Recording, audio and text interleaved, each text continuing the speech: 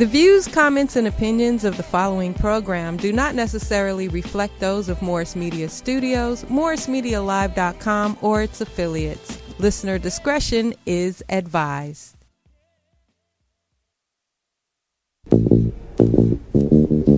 As a small biz pro, I saw we roll, using procurement, program, and control. As a small biz pro, I saw we grow, using procurement, program, and control. I'm a businessman, yes, I'm an entrepreneur. Oh yeah, I'm a businessman, yes, I'm an entrepreneur. Oh yeah, I'm a businessman, yes, I'm an entrepreneur. I'm a businessman, yes, I'm an entrepreneur. Ooh, yeah. Crystal Mitchell, do you have my business? Good afternoon and welcome to the Business Zone. I'm Crystal and Gilbert is going to be Skyping in shortly or Zooming in. But we wanted to do this show before we go dark for a minute. Based upon the mandate from the governor's office and the mayor's office. And so I just wanted to give you guys some information to make sure that as from a business standpoint, that we're all prepared and making sure that we know what resources are out there and the facts that are out there and not just guessing and making assumptions that for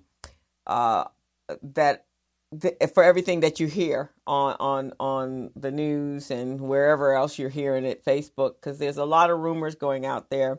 And I need everyone, I need everyone to really do your own research in order to make sure that whatever is happening applies to you and your business, because one of the things we want to make sure is that our businesses don't get hurt any more than they need to. And if there's resources out there for you, we need you to know where to get them. Okay. So, and not listening to everybody else, being able to find this information on your own. So we can get through this, but it requires that we use all our thought processes and our critical thinking to make that happen. All right, guys. Because there's a whole lot of stuff. And right at this present moment, everybody could be completely crazy and thinking that this is the end of the world. And you just need to pack it in, shut down businesses, and just sit and wait. That's not what we're going to do here. So today's show is on. Hey, Jane, how are you? I'm sure I'll see a lot of people today that has not normally are at work during this time frame. So one of the things we want you to know is, first, I'm going to talk about small businesses. So here's some history that I think is very important, especially for our businesses that are in the South Central and the urban communities. When and you guys have heard Gilbert and I talk about this on several occasions. When the Metro train was in its infancy and when they were first breaking ground, one of the things that took place was an organization was set up so that we could get access to reimburse you for any of the losses that you were going to take.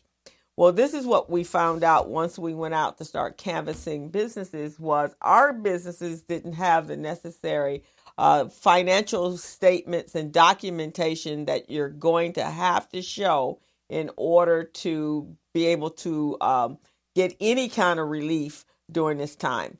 So we want to make sure you understand that. So yes, the SBA, and you guys have probably heard this, the SBA is providing disaster assistance loans for small businesses impacted by the coronavirus or the COVID-19 virus.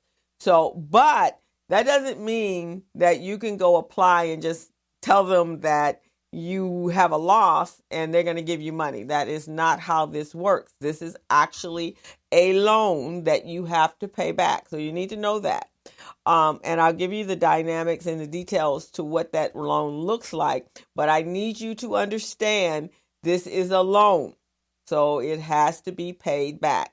But in order to acquire this loan, and they're giving loans up to $2 million, not meaning that if you don't have the need for $2 million, you're not going to get $2 million. So know that. But that's what the offer is.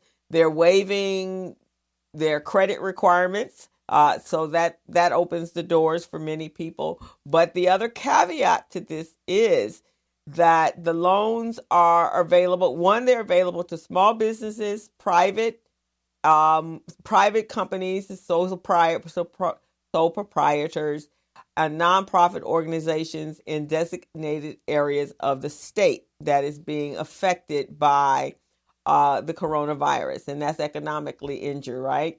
So you want to make sure that you know that you fit in that category, and the loans are going to be made to pay fixed debt. And so fixed debt is debt that, like payroll and accounts payable, your utility bills. Although I hear that the utility companies are waiving, but you want to check that out. You don't want to make an assumption that you're part of that, and you haven't heard that specifically for the person that's going to be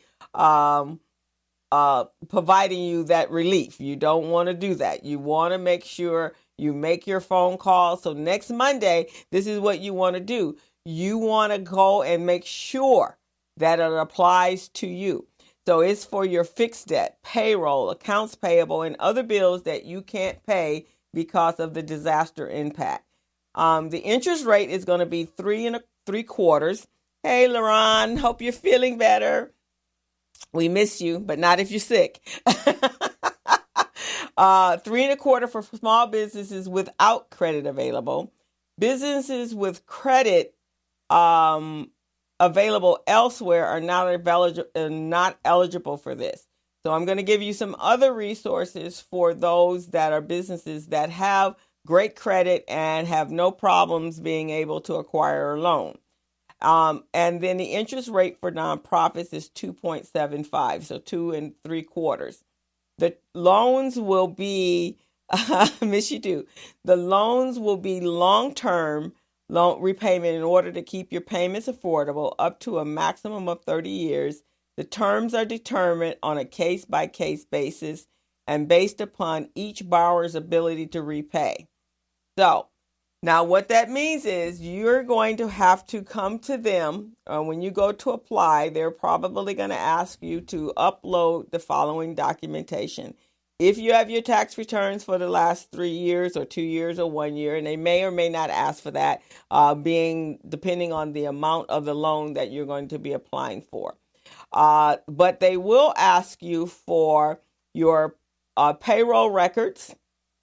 And so if payroll is processed through any of the payroll companies, ADP, I think there's Payday, there's a number of them, Wells Fargo, some of the banks have it, QuickBooks has payroll. So however your payroll is paid, they're going to ask for a report that shows what your payroll is.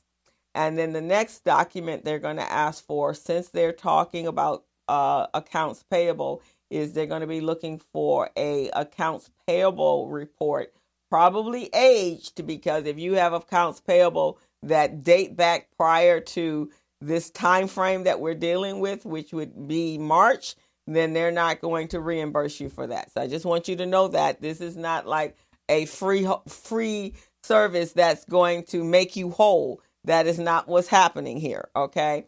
They're just for now until you are able to get back to business and to be able to produce your own income. So this is through the Small Business Association. And if you're looking for, you can go to their website, which is the SBA.gov, and look under the Corona Relief, Disaster Relief Assistance, and you will find the information there. And the phone number you can call is 800, and I hope you have a pen, 800-659-2955, and or email the disaster customer service at sba.gov. So hope you guys got that. So that is the information there. Now, there's information and there's webinars, and here's what you want to do. In addition to just scouring Facebook to keep yourself entertained, check your email, because if you are a member of any of the nonprofits that are out there that work on the behalf of, or community-based organizations that are there for the behalf of small businesses. There are a lot of them having town hall meetings. So this morning there was a town hall meeting with GLAC, which is the Greater Los Angeles African American Chamber of Commerce. And this was the information coming straight from the mayor's office. And they had a town hall meeting this morning. So you want to go through your email and see if there's any other entities. You can also contact City Hall and get on a mailing list or email list. So when they send out the next update, you are getting the information straight from the source and not just getting it on the email and not just getting it through the media. Because the media in this time, when this stuff is going on right now, there's a lot of sensationalism going on, and you really got to pick out the information that really is real and really isn't real. And I need everyone to think things through. Last week, with people running to get toilet paper and all of this other crazy stuff and spending ungodly amounts of money when you might need that money, because now that we're in a complete shutdown, unless you have a business that generates money online, you probably could have used that money. So if you went out and spent thousands of dollars on toilet paper, thinking that and Lysol and hand wipes and all of those things, thinking like, oh wow, this is going to be my new business. Well, a lot of places you can't sell it on Amazon. Amazon is hip to that, and especially for price gouging. You can't interact with people, so you certainly can't be out on the street corner selling toilet paper. And so some of that stuff just didn't even make any sense when you could have used that money for emergencies and being able to buy food for your family. So we don't want to be rash. Panic creates a fear, and fear prevents you from thinking things through rationally. And I think that's very, very important during this time. In addition to social distancing and making sure you're staying healthy, I think you need to make sure that you're not panicking, and so that you're making mistakes, because that will be more harmful than anything else. Okay. Now, we talked about the business owner. So now let's talk about the employee. So there are unemployment information available. You can go to the EDD and apply for disability, especially if you're working in the food services or have worked or were in the food services and everything is shut down. So you can apply like right away. Some of you are on a 10-day, you're being paid by your company for 10 days. So, of course, you're not eligible for unemployment based upon that. But if this seems to extend into a longer period, which right now they're talking April 14th, then you might want to go and apply for your unemployment. And with that unemployment, they're going to waive that traditional 1 week. Thank you, Roger. They're going to waive the 1 week waiting period. So you need to know that. The EDETT is called the Employment and Training Administration, announced availability up to $100 million in National Health Emergency Dislocated Workers Grant to help states, territories, and tribal communities a response to the workforce related impact of COVID. So here's the thing. If you have been laid off or furloughed, one, you can go for employment, but there are other resources to help you. And I believe I read, and I'm going to pull up this other one, that they have paid leave under the new coronavirus law.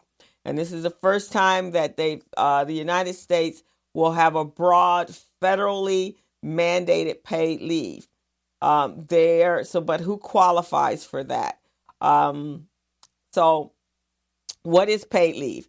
It gives qualified workers 2 weeks of paid sick leave if they are ill, quarantined, or seeking diagnosis or preventative care for coronavirus.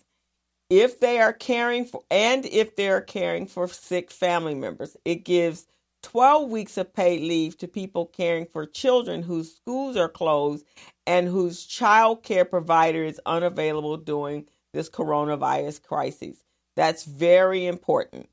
And what workers are qualified? Most workers at small, mid-sized companies and nonprofits can get paid leave, as can government employees, as long as they've been employed for at least 30 days. So that's important. Which workers are excluded?